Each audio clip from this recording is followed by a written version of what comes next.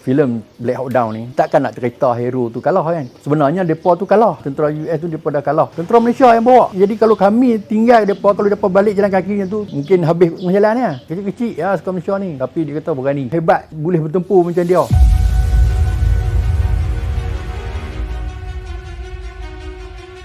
Nak kata pun dia sebab dia tentera elit kan. Tahu dalam laut pun dia pun boleh buat kerja orang kata kan. Tahu hutan pun dia pun boleh buat. Dia pun mengaku dia pun ni elit. Tentera elit ni kalau kita kat Malaysia pun komando kan. Tak dengan keadaan cuaca apa pun kita boleh lakukan kan. Tentera US tu mungkin daripada situ pun kita ingat dia boleh, tapi orang kata tak kena tepat kan macam mana kita tak pasti kan. Dia memang dia ego lah. Dia bukan kata pergi situ untuk nak bagi bantuan kepada rakyat-rakyat Somali. Sebab dia pun memang dia pandang rendah kepada, bukan kata orang Somalia dia pandang rendah, kepada tentera-tentera lain pun dia pandang rendah. Golongan kami ni pun selisih pun orang kata tak tegak-menegak tak ada lah kan. Apabila dah berlaku kejadian macam tu baru dia respect kat kita ni. Sebelum ni dia pun bukan dia tengok sangat dengan tentera-tentera lain-lain bangsa apa negara kan. Banyak pun negara situ, Pakistan, India, Itali. Jadi megah lagi lah sebab dia pun elit kan. Bebas dia pun boleh masuk camp kami, camp tentera Malaysia boleh masuk.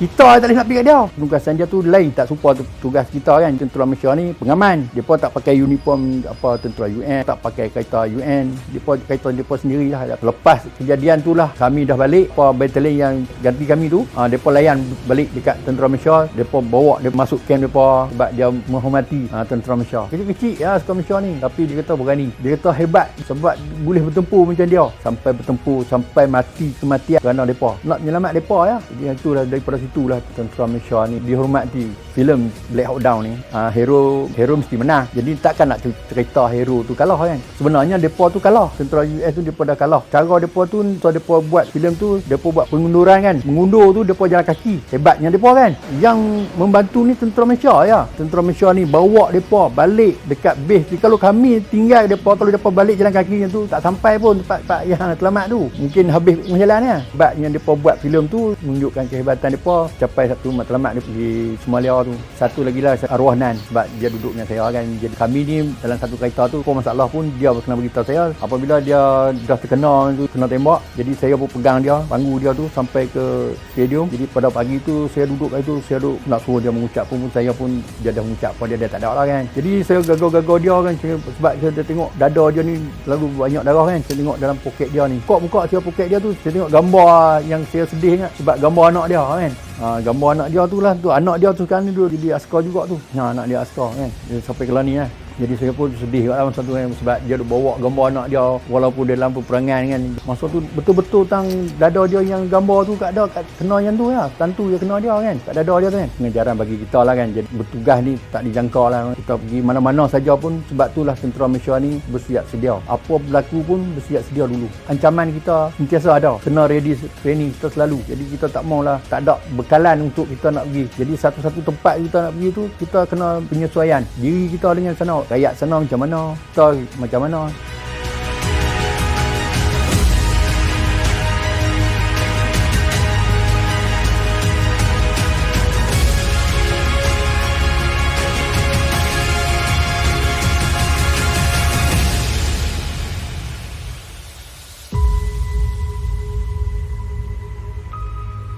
So our plan B after the first failed attempt to go out there and get them was to put together an international task force with Malaysian armored personnel carriers and Pakistani tanks. And this time we're able to get out there and get to the two different crash sites at this point in time. And they keep in the fight, and they get loud. Yeah, it just kept going, and all of a sudden, there comes Matt Ryerson walking in with a quickie saw in one hand and a car 15 in the other, and this guy's my hero. I kept turning around to this little Malaysian driver. I said, "You drive. You just drive this thing. Get it the hell out of here." And he kept turning back saying, no, we stay. And just kept saying, we have to stay here.